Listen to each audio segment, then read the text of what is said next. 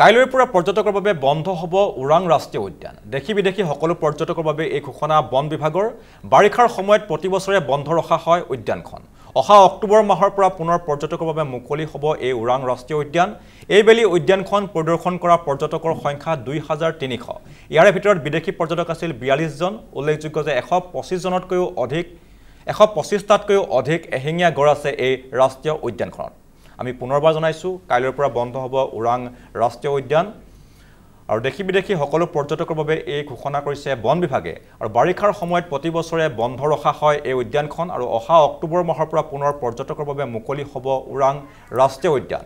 এইবেলি উদ্যানখন পৰিদৰ্শন কৰা পৰ্যটকৰ সংখ্যা 2300 আৰু ইয়াৰ ভিতৰত বিদেশী পৰ্যটকৰ সংখ্যা আছিল 42 জন। উল্লেখযোগ্য যে 125টাতকৈও অধিক এশিঙীয়া গড় আছে এই ৰাষ্ট্ৰীয় উদ্যানখনত।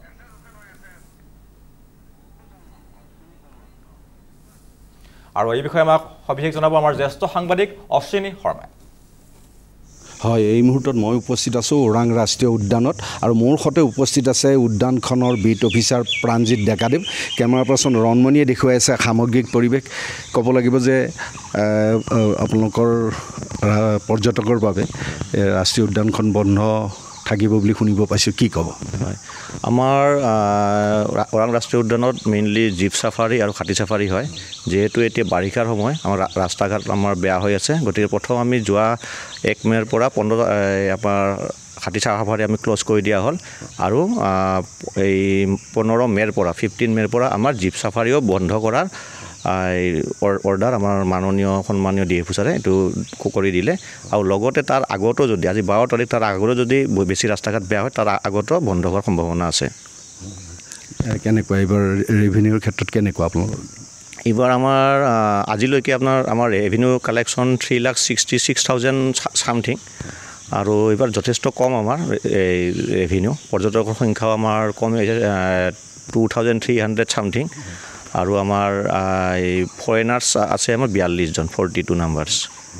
যদিও আমাৰ ইয়াতে চাইটিংটো ভাল, কিন্তু আমাৰ টুৰিজিম এইবাৰ আমাৰ কম। এইবাৰ যিখিনি টুৰিষ্ট আহিছে আমাৰ ইয়াতে ৰাইনোটো দেখা পায়, কিন্তু এইবাৰ আমাৰ বহুত টুৰিষ্টে আমাৰ ৰয়েল বেংগল টাইগাৰ দেখা পাইছে, লগতে বেংগল ফৰিকান দেখা পাইছে।